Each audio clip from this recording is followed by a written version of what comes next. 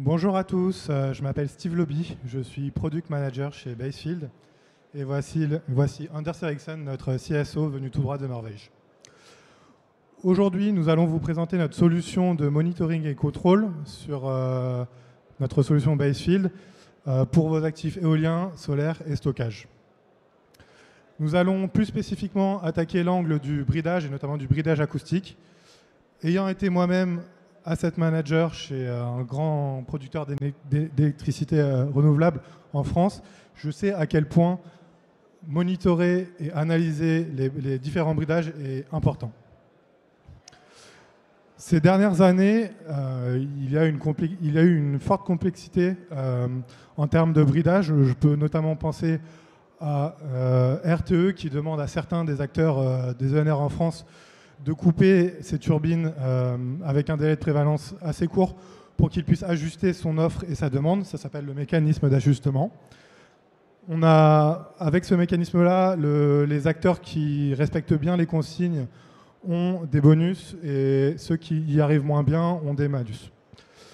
Un autre sujet important concernant les bridages liés au réseau, au grid, c'est la gestion des prix négatifs.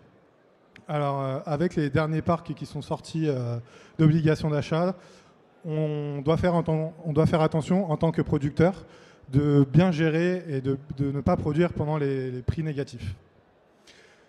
Pour ces deux choses, Bazefield est vraiment la solution qui vous permet d'automatiser de façon fiable et efficace les arrêts de vos machines. Que ce soit avec une connexion API entre RTE et Bazefield ou une connexion API avec EpexPot pour gérer les prix négatifs. Une autre partie qui est importante quand on parle de bridage en France, c'est les bridages chiroptères. Il est important en tant que producteur d'avoir une bonne gestion de ces bridages-là, que ce soit en termes réglementaires ou en termes financiers. Encore une fois, Bazefield vous propose une solution robuste pour faire face à cela. Dernièrement, les bridages acoustiques, et dont Anders va vous en parler un peu plus, sont connus du marché français, mais selon moi, il n'y a pas de solution robuste, fiable et efficace qui vous permet d'avoir un package implémentation, monitoring et analyse des différentes pertes liées au bridage acoustique.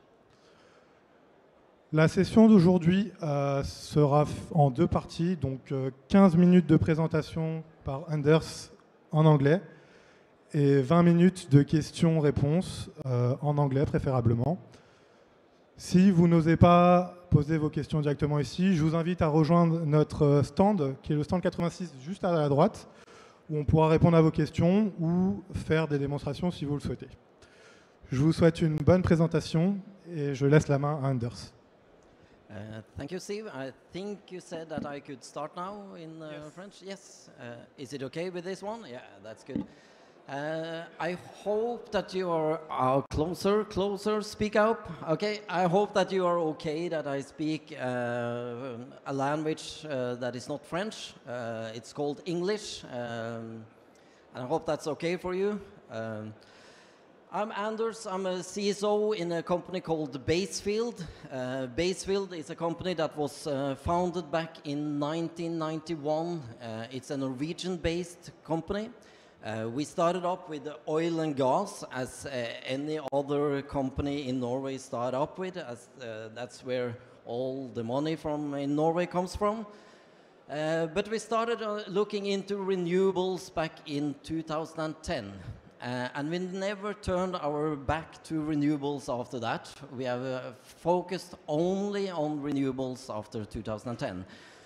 The first wind farm that we did was together with a company called Equinor, far north in Norway, where we looked into collecting all the data from the wind farm, making sure that we can do good analysis of the data, that we could add value to the data that we got from the wind farm, present it to the end users in an easy way, making sure that they could monitor the wind farm, making sure that they could analyze the data from the wind farm, and that they could get benefit out of all the data that was collected. And that's kind of what we do in the system of Bazefield. We integrate with real-time data. We are kind of a bottom-up company. We love data. We love having all the data that are available. So we collect all the real-time data, either from the OEM SCADA or from the substations that are available for the data, or for the grid meters that are available.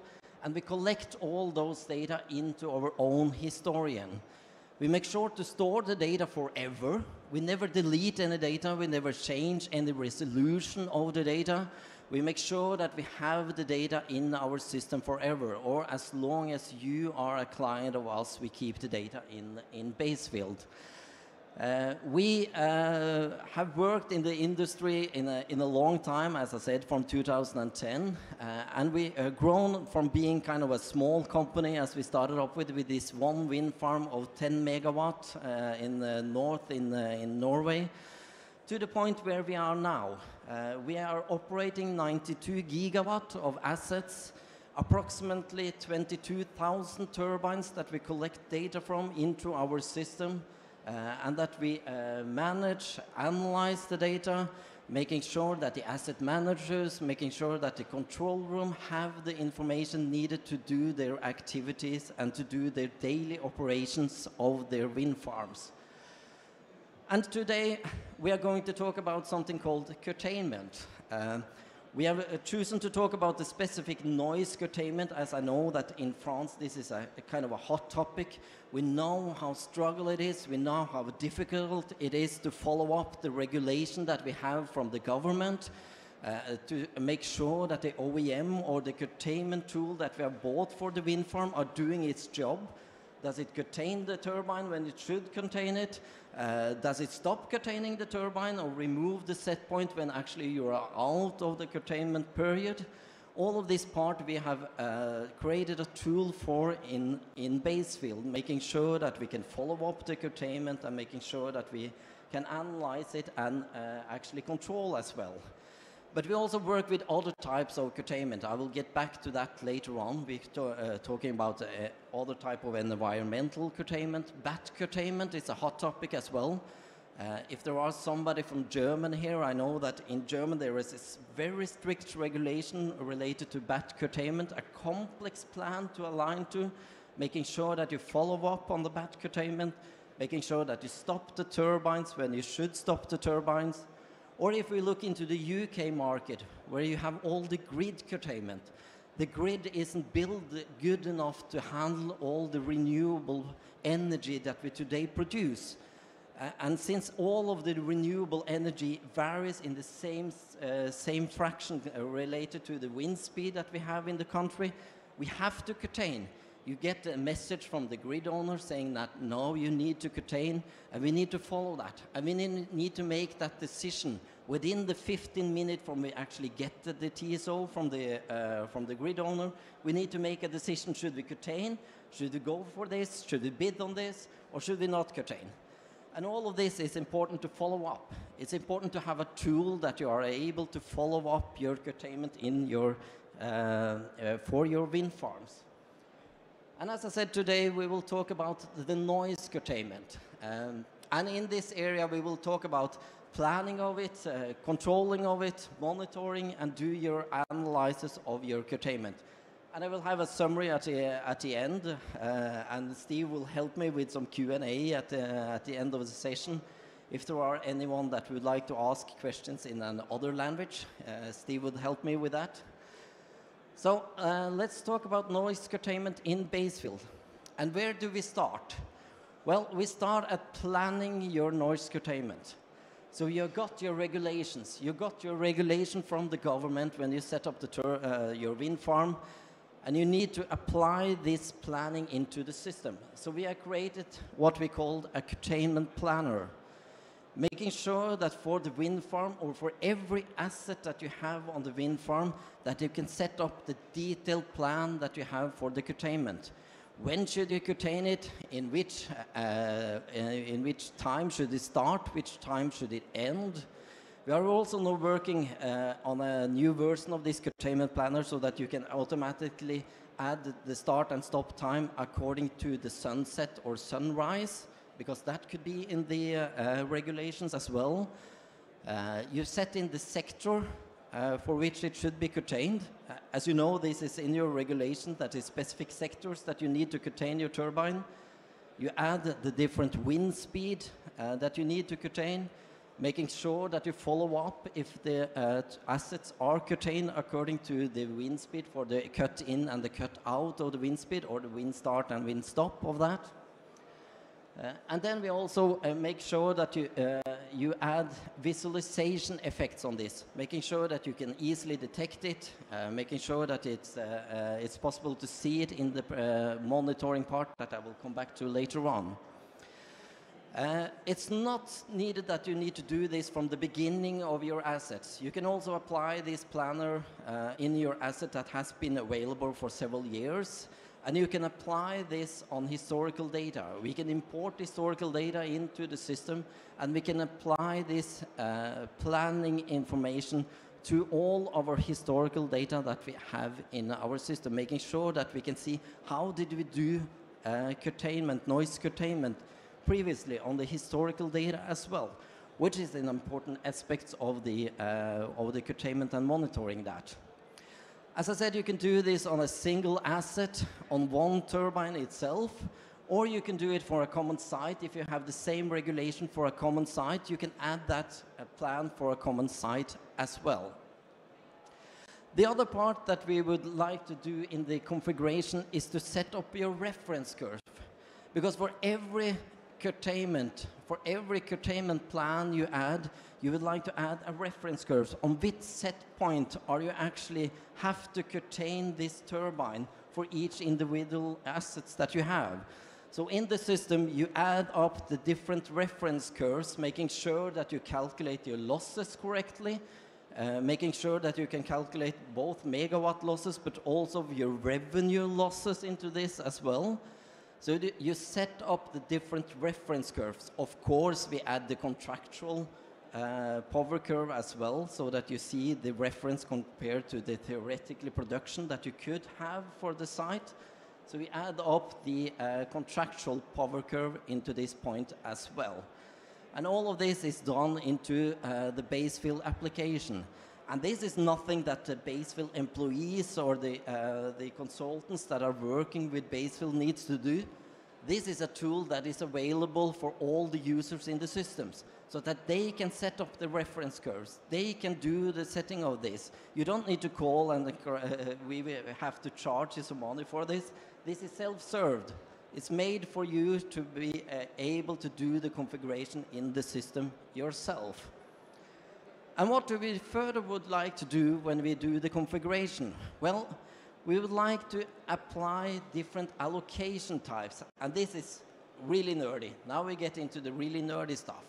Because we would like to allocate in our availability tool or our availability module into the system, we would like to allocate the different type of abnormal curtailment. We would like to see if it's curtailed when it shouldn't be curtailed, if it's curtailed when it should be curtailed, if it's curtailed above the start of the wind speed, or if it's curtailed below the start of the wind speed.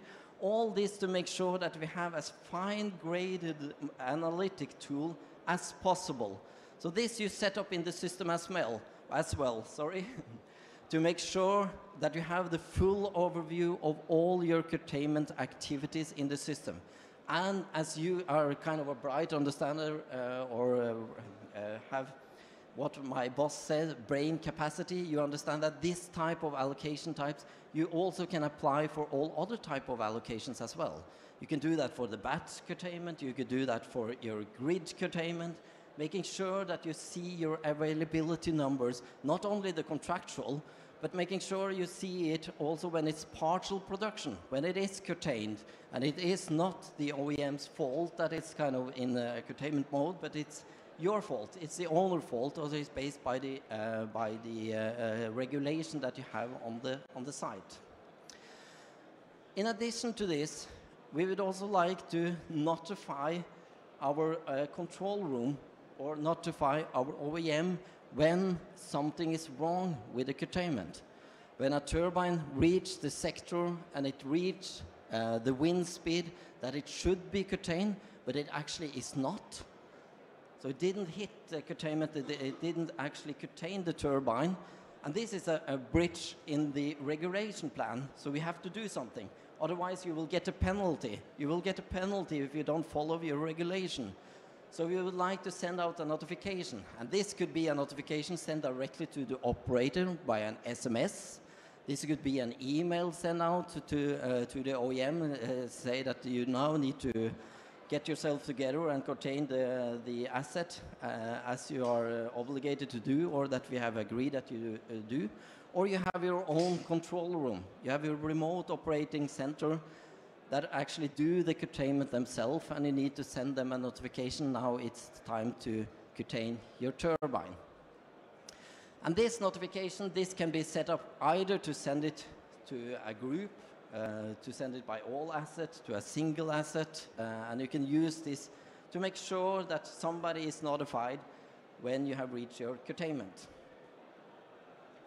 And then how should you manage your noise curtailment? So we have created some visualization for this to help you on this, to make sure that you see this in your system yourself.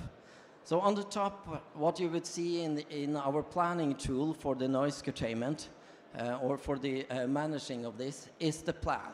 So you can visualize and you can see what the configuration that you added in, what type of schedule did you have to apply to, for your noise curtailment, to see this directly on your screen. The other one that you see underneath is that we have added a power curve plot to make sure that you visualize and you can see from all the historical data that you can see how it was actually curtailed.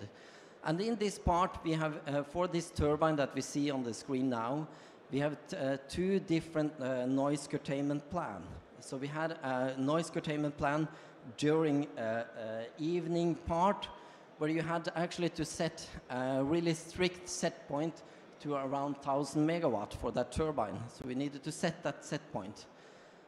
And we can see this in a reference curve when we look at the PowerPoint, that we see the reference curves going here.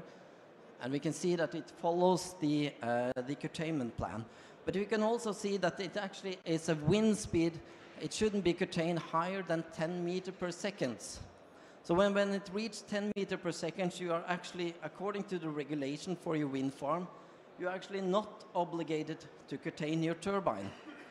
And these points, when you actually do curtail your turbine, when you don't need to do, that is loss of money. That is loss of income. You could actually run the turbine at full performance for this period of time. And this is something that you need to monitor. This is something that you would like to see in your availability application, making sure that you see your lost revenue and your lost production in the period of time that actually the OEM or whoever was responsible for setting the noise curtailment actually curtailed, but you didn't need to do it. And when we go through this, when we do this for customers, and we go through the historical data that they have and apply these rules for the historical data, we see a lot of cases where actually you curtailed the turbine, but you didn't have to. So we kind of overperformance related to the regulation that you have for the site. And this is money in your owner's pocket. This is money in your pocket, making sure that you don't curtail, making sure that you have sent out a notification to the regulators or to the people that actually are doing the curtailment and say, please stop doing that. We have an agreement. About 10 meters per second, you don't need to curtail. So it's about time that you stop doing that for this noise curtailment. The same we see on the other one. This is during the night time. It has an other reference curves added to it. And we can see on these other reference curves that it follows the curtailment. And we can see that it's colorized according to the color that you actually added into the planner. So you can visualize it in this screen with an easy one-touch screen that you look and you can see for this turbine, you do quite okay. And you can, of course, show a number of turbines in the same screen as well. But as I said, this is one thing to follow up on the noise curtailment to see it visualized. But we would also like to see this in our availability application. So we'd like to see your losses. What is your losses due to the fact that you are curtailing more than you should?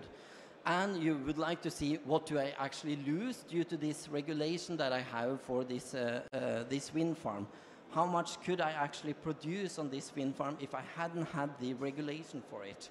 And that you can do in what we call our availability application inside Bazefield. So here you can see all the losses that you have due to the different type of curtailment. If it's curtailed according to the regulation, you will see how much you lose. And if you have a PPA, you can add your fixed price into this. If you have a variable price, you can of course integrate with the price and get your lost revenue into Bazefield as well. So in the same screen, you will see if how much money you are losing due to this, how much could you produce according to this, and at the same time you will see that you actually are following the regulations that you are obliged to follow. And to be honest, the part where you actually lose the most money is when you don't apply your curtailment according to your regulation.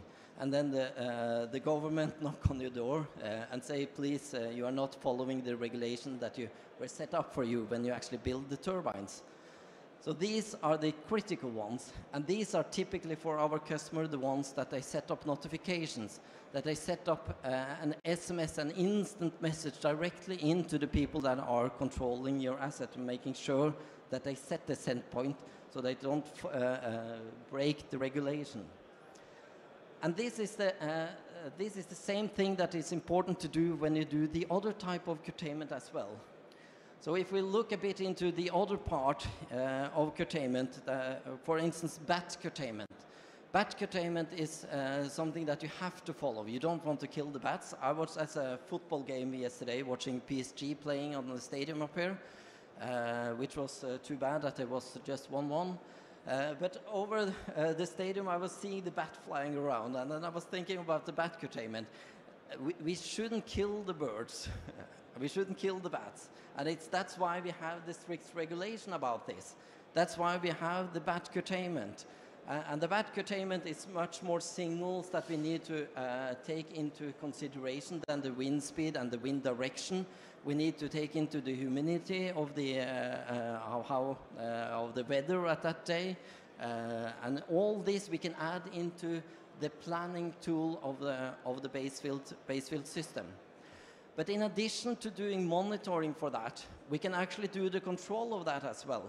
So we have several customers that use Bazefield to actually perform the bat curtailment, to actually stop the turbine when the condition is met that are according to your regulations in the law for the wind farm that you have set up.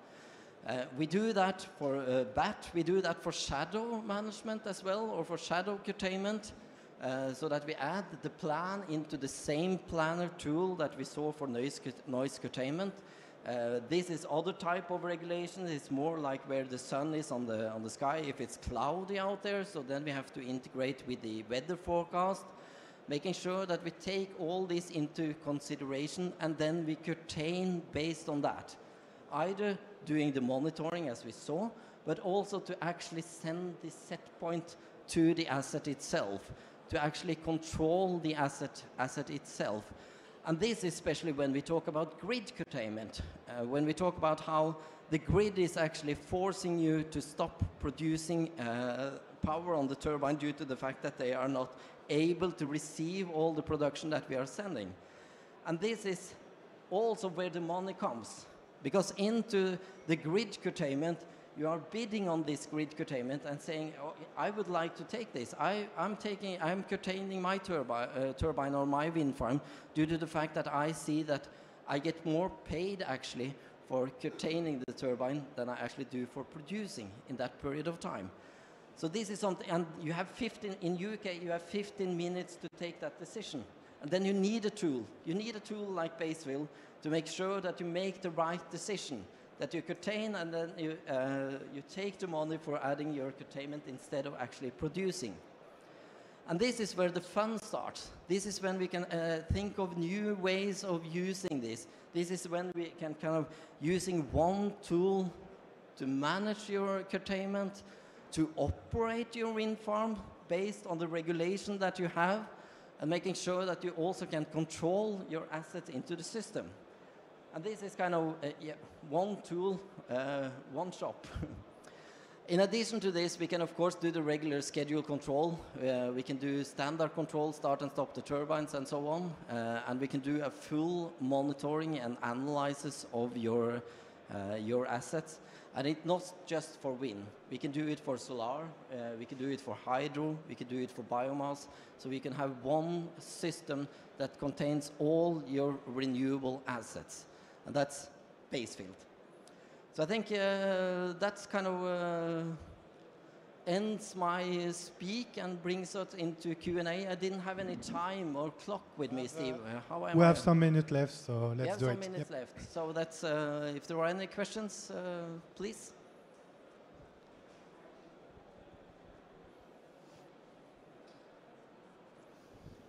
Thank you for the great presentation, very clear.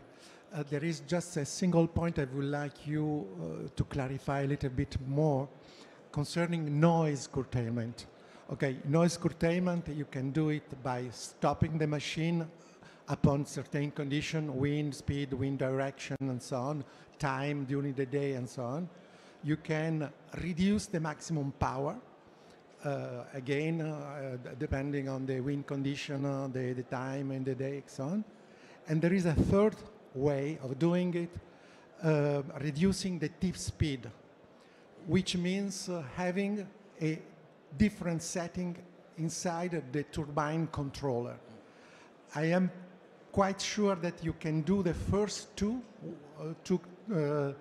strategies, but you cannot do the third one, so the one acting on the performance curve of the turbine. Can you clarify that point?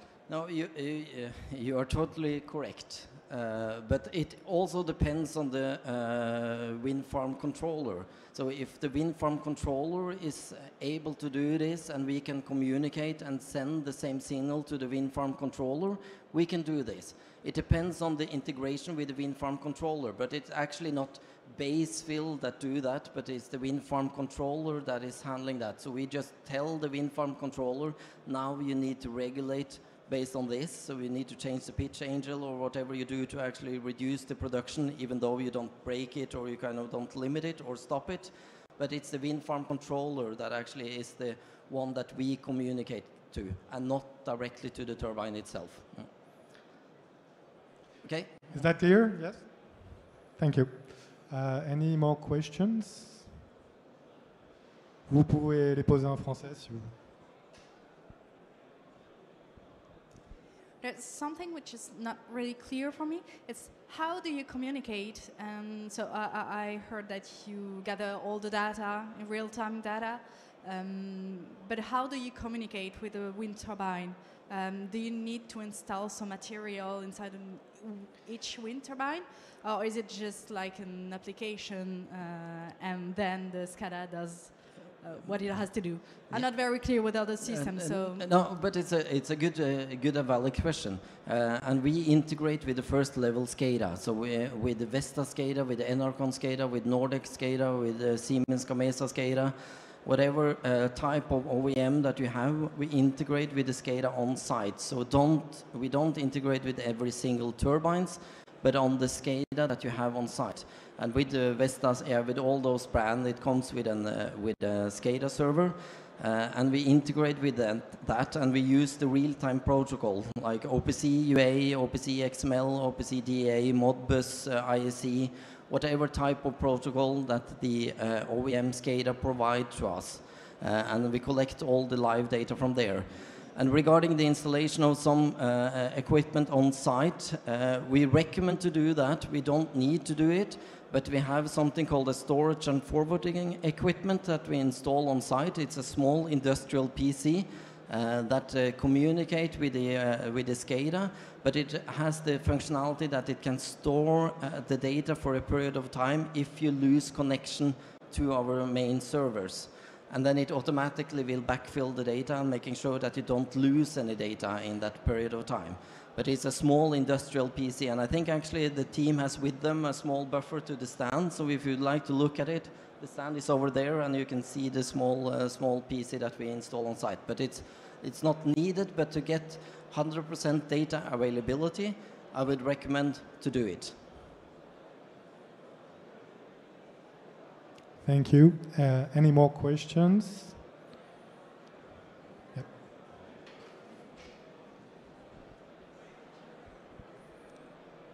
Hi. What are your references in France? For how many companies do you have your solution running, etc.? Yeah, that's a good question. I'm looking at Florian. Do you remember, Florian, how many megawatt of assets we currently have in France? So I will take this one quickly. We have two main players for which we are working. We are working for Neon and Accio. Those are two companies, the main companies we are working with. We also, through our group, working with a player who is here, Valeco, and we have several other players. I don't know the full list because we have the trust of many players in this area and in France.